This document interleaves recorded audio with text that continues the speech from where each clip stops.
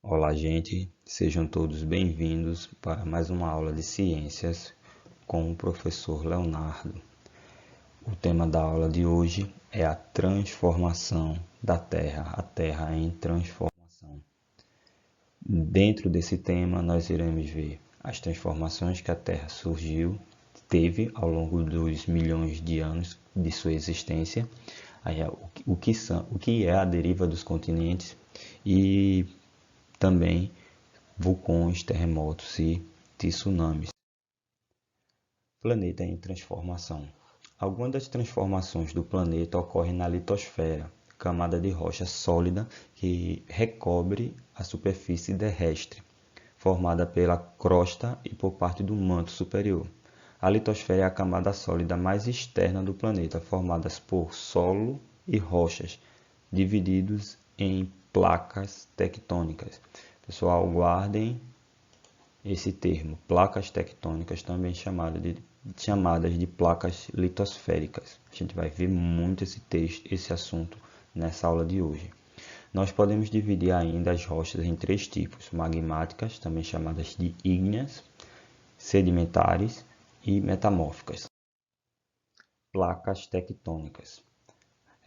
Na imagem que a gente consegue observar as placas tectônicas, algumas delas,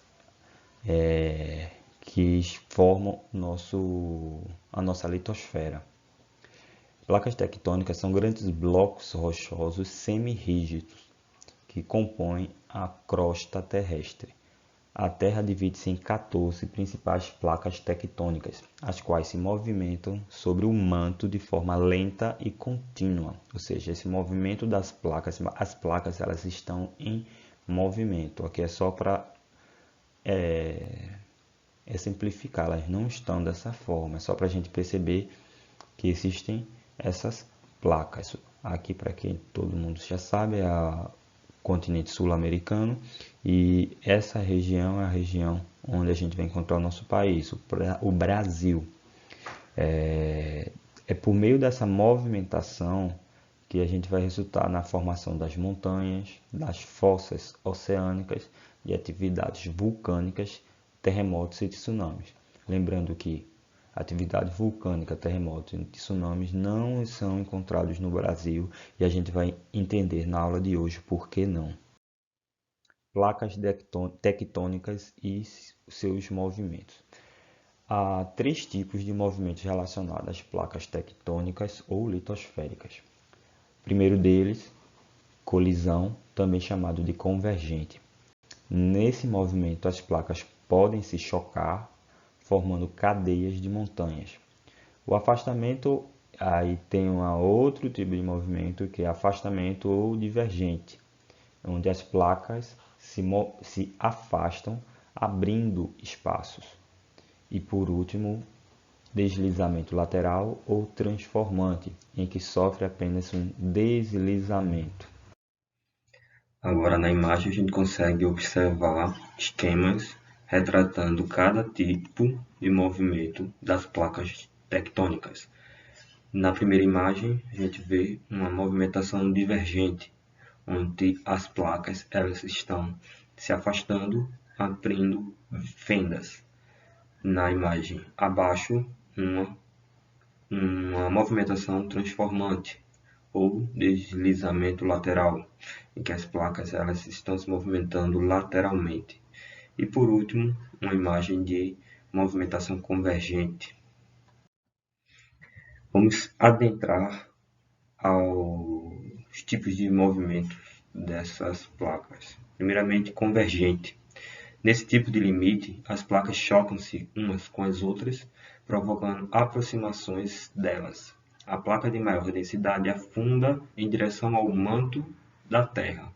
A placa menos densa direciona-se ao sentido oposto, devido à pressão gerada, resultando em dobramentos na superfície da Terra. Divergente. Nesse tipo, as placas afastam-se umas das outras, gerando fendas e rachaduras na superfície da Terra. Transformante. Nesse tipo de limite de placas, há movimentação deslizante entre os blocos em relação aos outros. Essa movimentação resulta em rachaduras de contato, não havendo a destruição, tampouco o aumento ou criação das fendas. Evidências do movimento das placas tectônicas. O ponto crucial para o desenvolvimento da teoria da deriva continental, que na sua essência significa a movimentação dos continentes, ou ainda placas que se movem, é a constatação de que a Terra não é estática. Então, Wegener percebeu que a costa africana possuía um contorno que se encaixava perfeitamente com a costa sul-americana. Esse foi o ponto crucial para o desenvolvimento da teoria da deriva continental. Hoje sabe-se que, alguns milhões de anos atrás, todos esses continentes formavam um único continente, chamado de Pangeia, e que, devido à movimentação das placas tectônicas, eles foram se afastando, formando novos continentes e novos oceanos. E que essa movimentação ela é lenta, mas é contínua. Terremotos, tsunamis e vulcões. Vulcões, terremotos, são gerados pelos movimentos das placas tectônicas que geram tremores denominados de terremotos, também chamados de sismos. Em geral, os terremotos originam-se nas regiões de colisão entre placas litosféricas ou regiões de deslizamento. Tsunamis, quando ocorre um terremoto abaixo dos oceanos, suas águas sofrem uma movimentação anormal, chamada de maremoto, podendo formar ondas gigantes, também chamadas de tsunamis. Aqui dá um exemplo de uma onda gigante que aconteceu lá no Japão. Vulcões. A maioria dos vulcões está situada nas bordas das placas litosféricas, nas áreas em que elas se afastam ou colidem. Vamos ver algumas características de terremotos. A maioria dos sismos não são percebidos pelas pessoas, mas podem ser detectadas por instrumentos como sismógrafos.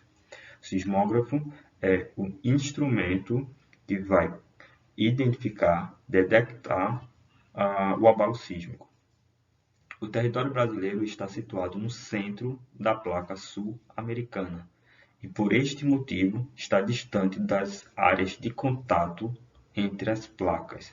Portanto, digamos que esteja livre de terremotos, mas, ainda assim, podendo ter abalos sísmicos.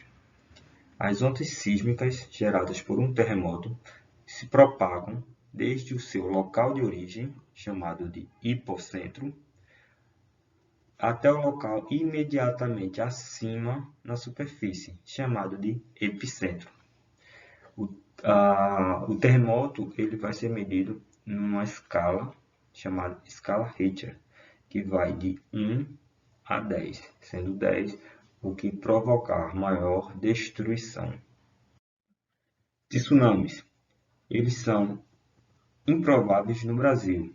Isso devido ao nosso país estar localizado no centro de uma placa litosférica e não em sua borda, onde geralmente ocorrem os fenômenos que dão origem a esse tipo de onda. A gente percebe que o Brasil está localizado bem no centro de uma placa, a placa sul-americana. Portanto, praticamente a possibilidade de ocorrer um tsunami em nosso território é nula. Vulcões podem ter diversas origens. Em alguns casos, o choque de placas litosféricas é responsável pela formação de vulcões e pelas erupções, quando rocha fundida do interior da Terra é extravasada. Por ocorrer de maneira repentina, nem sempre é previsível. A atividade vulcânica ela pode provocar grandes catástrofes, destruindo o entorno e causando muitas mortes. Na imagem a gente consegue observar a câmara magmática, o local onde a gente vai observar o acúmulo do magma vindo do manto.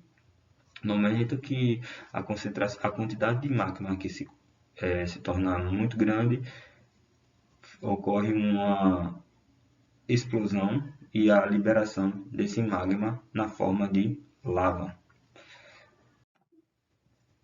Até mais.